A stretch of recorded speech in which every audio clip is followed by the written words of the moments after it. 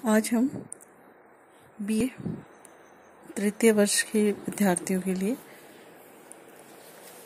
विश्व का प्रादेशिक भूगोल पेपर में एशिया महाद्वीप है। आज हम एशिया महाद्वीप का सामान्य परिचय अध्ययन करेंगे। विश्व के 7 महाद्वीपों में एशिया सबसे बड़ा महाद्वीप है। विश्व के कुल क्षेत्रफल में लगभग 30% भूभाग पर अकेले एशिया महाद्वीप का विस्तार है।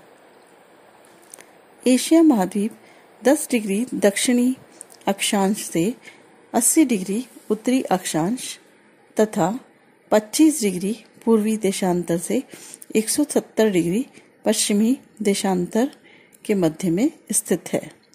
इस प्रकार एशिया का अधिकांश भाग उत्तरी और पूर्वी गोलार्ध में स्थित है।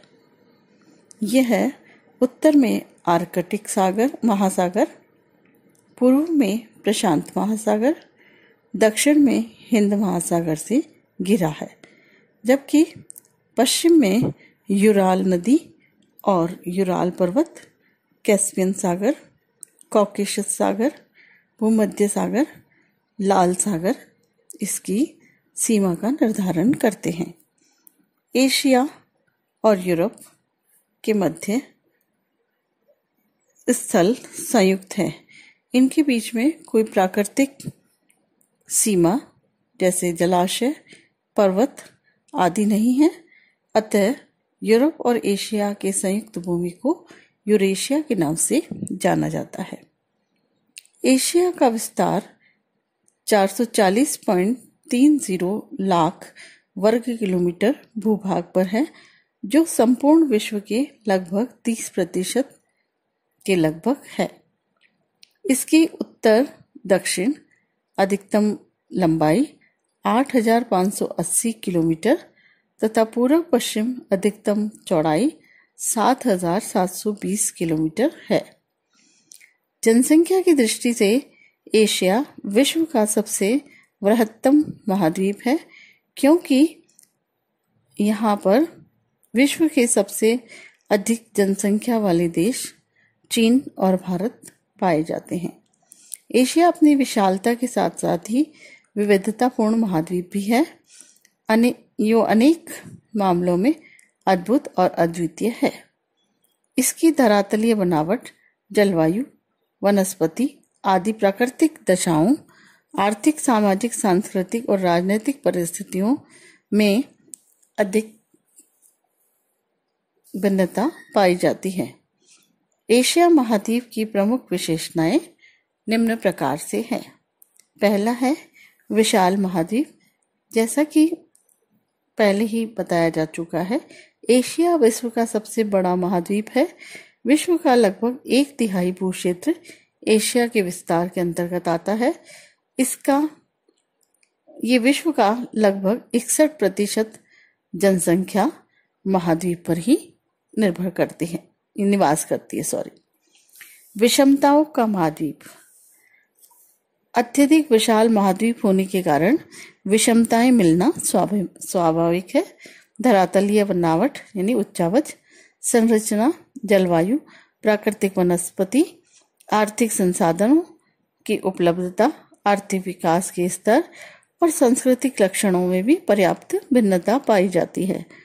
अनेक तथ्यों से ये बात साबित हो जाती है कि एशिया महाद्वीप पराकाष्ठाओं का महाद्वीप है, जिसमें विषमताएं बहुत ही अधिक पाई जाती हैं।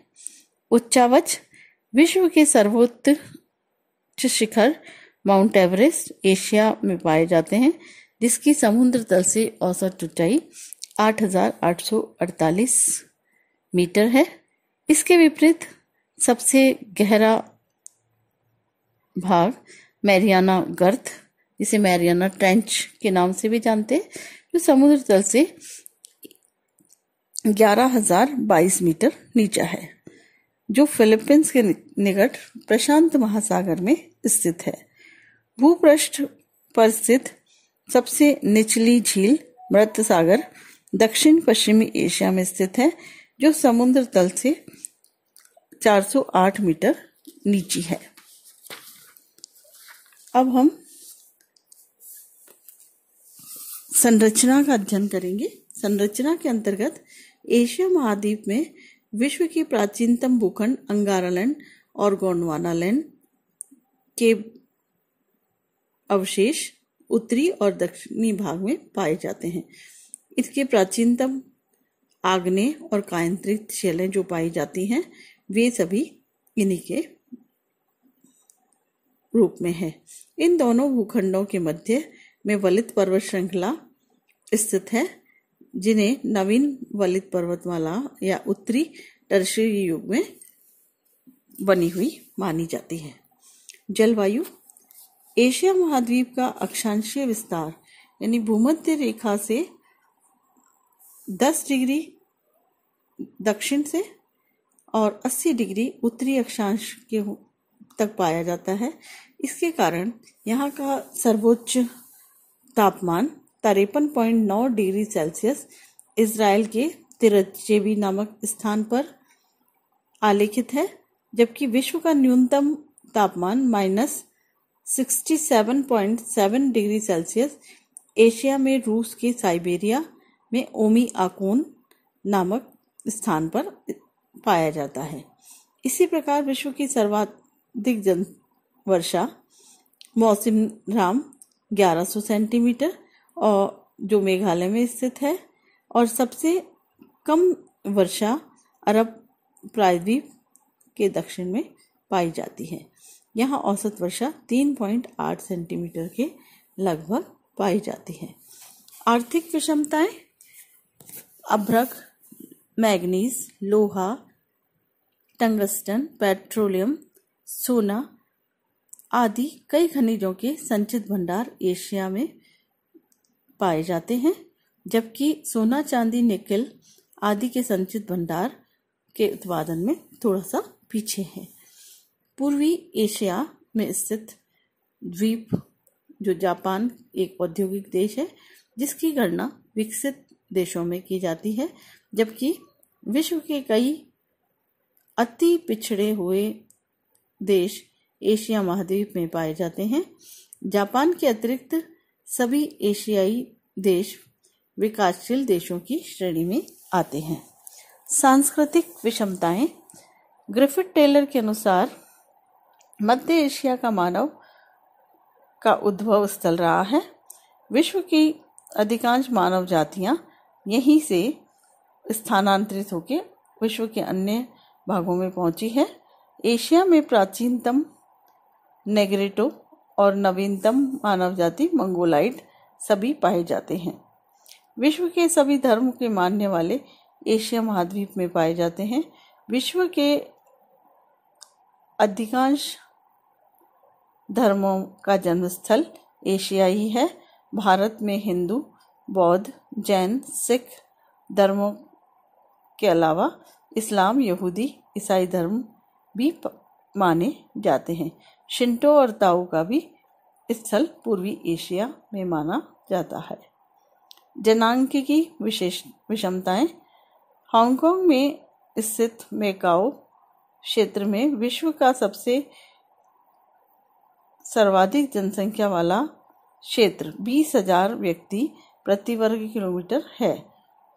बड़े देशों में बांग्लादेश 2005 की जनगणना के अनुसार 1090 व्यक्ति प्रति वर्ग किलोमीटर है। विश्व का सर्वाधिक बसा हुआ भाग भी यहीं पर है। इसके विपरीत एशिया महाद्वीप में स्थित मंगोलिया विश्व का सबसे कम घनत्व वाला भाग है या देश है। पूर्वी एशिया में जहां 1.30 करोड़ से अधिक जनसंख्या निवास करती है, वहीं एशिया के कई ऐसे भाग हैं जिनकी जनसंख्या 1 लाख से भी कम पाई जाती है। नेक्स्ट है आर्थिक और प्रौद्योगिकी पिछड़ापन। एशिया महाद्वीप में चीन, जापान, थाईलैंड को छोड़कर एशिया के लगभग सभी देश साम्राज्यवादी शक्तियों के अधीन और उनके उपनिवेश रह चुके हैं, जिसके कारण प्रारंभ से ही अर्थव्यवस्था का विकास नहीं हुआ था। स्थानीय निवासियों की तुलना में विदेशी शासक शक्तियां के लिए अधिक लाभप्रद थी। औपनिवेशिक शक्तियों के कारण आर्थिक शोषण की राजनीति अपनाई गई थी, जिसके कारण एशिया महाद्वीप निर्बल और खोखला हो गया।